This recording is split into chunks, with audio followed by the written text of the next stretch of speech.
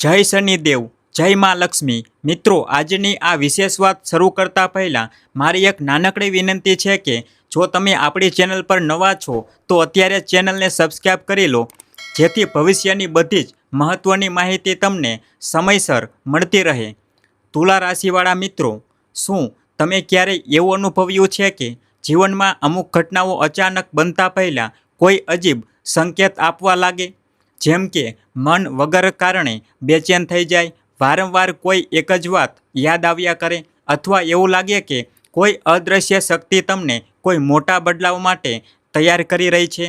જો છેલ્લા થોડા દિવસોથી તમારી સાથે પણ આવું થઈ રહ્યું છે, તો મારી આ વાત આજે અધવચ્ચે ના છોડતા, કારણ કે 20 જુલાઈ સોમવારનો દિવસ તુલા રાશિવાળાઓ માટે માત્ર એક સામાન્ય દિવસ નથી। આજનો દિવસ એવા યોગ લઈને આવ્યો છે જે કોઈના માટે અચાનક લાભના દરવાજા ખોલી શકે છે, તો વળી કોઈના માટે એક નાની ભૂલ મોટું નુકસાન પણ કરાવી શકે છે। આજે હું તમને જે સંકેતો જણાવવાનો છું તેમાંથી એક સંકેત એવો છે જેને જો તમે સમયસર ઓળખી લીધો તો આવનારા ઘણા દિવસોની દશા અને દિશા બદલાઈ શકે છે। આશ્ચર્યની વાત તો એ છે કે ઘણા તુલા રાશિવાળા આ સંકેતને નજરઅંદાજ કરી દેશે, પણ જે લોકો છેક સુધી મારી વાત સમજશે તેઓ જ આનો સાચો અર્થ પકડી શકશે। એટલે જો તમે ઈચ્છતા હોવ કે માતા લક્ષ્મી, ભગવાન શિવ અને ન્યાયના દેવતા શનિદેવની કૃપા તમારા પર બનેલી રહે, તો પૂરા વિશ્વાસથી કોમેન્ટમાં ઓમ નમઃ શિવાય લખીને આ વિડીયોને લાઈક કરી દો। અને હા, વિડીયોમાં આગળ વધતા પહેલાં ફરી એકવાર યાદ અપાવી દઉં કે જો તમે હજુ સુધી પણ આપણી ચેનલને સબસ્ક્રાઈબ નથી કરી તો અત્યારે જ સબસ્ક્રાઈબ બટન દબાવી દો, જેથી કોઈ પણ મહત્ત્વનો સંકેત તમારાથી ચૂકી ના જવાય। શ્રદ્ધાથી લીધેલો આ સંકલ્પ મનને સકારાત્મક ઉર્જા આપે છે। હવે સમય બગાડ્યા વગર સમજીએ કે 20 જુલાઈ 2026નો દિવસ તમારા માટે શું ખાસ સંકેત લાવ્યો છે। આજે અષાઢ સુદ સાતમ છે, ચંદ્ર કન્યા રાશિ અને હસ્ત નક્ષત્રમાં રહેશે। સોમવાર હોવાથી આ દિવસ શિવજીની ઉપાસના માટે બહુ ખાસ છે। બપોરે લગભગ 11:59થી 12:54 સુધી અભિજીત મુહૂર્ત રહેશે અને સવારે 7:18થી 9:01 સુધી રાહુકાળ રહેશે, જેમાં નવા કામની શરૂઆત કરવાનું ટાળજો। ગ્રહોની વાત કરીએ તો શનિદેવ અત્યારે તમારી ધીરજની પરીક્ષા લઈ રહ્યા છે। તેમનો સંદેશો સ્પષ્ટ છે કે જે વ્યક્તિ શિસ્ત, ઈમાનદારી અને પોતાના કર્મ પર અડગ રહેશે તેના માટે ધીમે ધીમે એવા રસ્તાઓ ખુલશે જેની તેણે કલ્પના પણ નહીં કરી હોય। પણ જો ઉતાવળ, ગુસ્સા કે અહંકારમાં કોઈ નિર્ણય લીધો તો થોડી રૂકાવટનો સામનો કરવો પડી શકે છે। રાહુ અને કેતુનો પ્રભાવ એવો સંકેત આપે છે કે આજે તમારી સામે એવી પરિસ્થિતિઓ આવી શકે છે જ્યાં ભ્રમ અને વાસ્તવિકતા વચ્ચેનો ફરક સમજવો અઘરો થઈ જાય। કોઈની મીઠી વાતોમાં આવી જવા કરતાં હકીકત તપાસવી વધારે ફાયદાકારક રહેશે।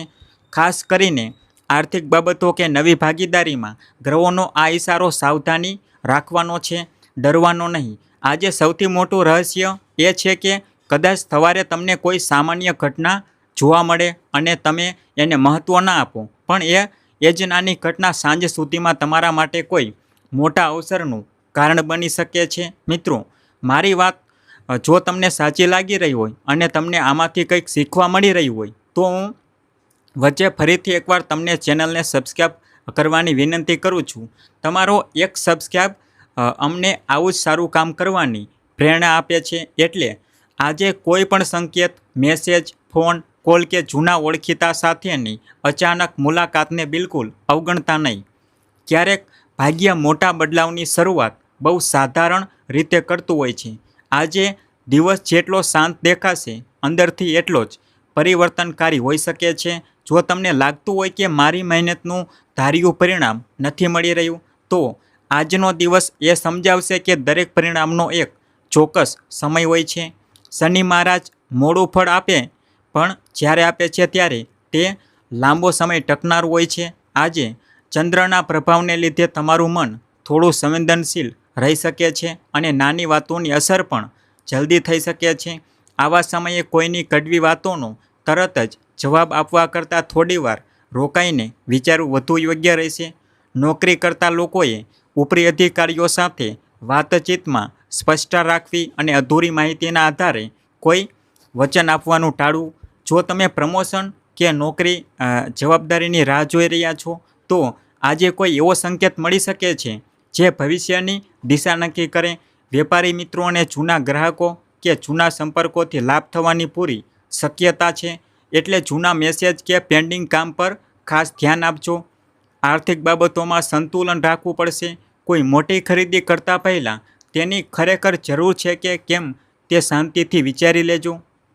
પારિવારિક જીવનમાં આજે તમારી ભૂમિકા માત્ર સલાહ આપવાની નહીં પણ સૌને જોડી રાખવાની રહેશે.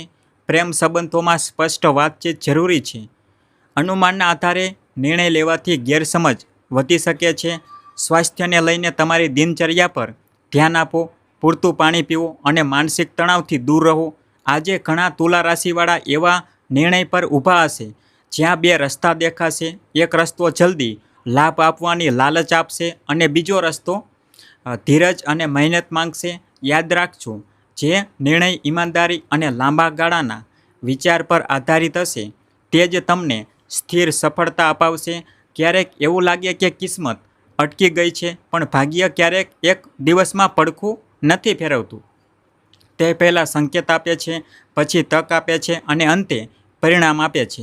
જો કોઈ કામમાં વારંવાર રૂકાવટ આવતી હોય તો સમજી લેજો કે જીવન તમને રોકી નથી રહ્યું, પણ કોઈ મોટી સફળતા પચાવવા માટે તમને અંદરથી મજબૂત બનાવી રહ્યું છે.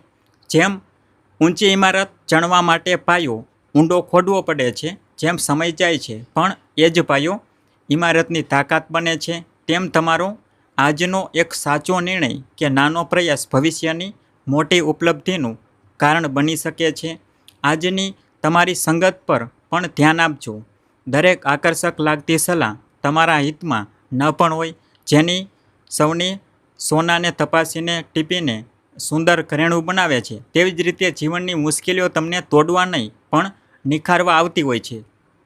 એટલે પડકારોને એક તક સમજજો. આજે તમારા શબ્દો પર પણ કાબૂ રાખજો. એક વિનમ્ર શબ્દ બગડેલી બાજી સુધારી શકે છે.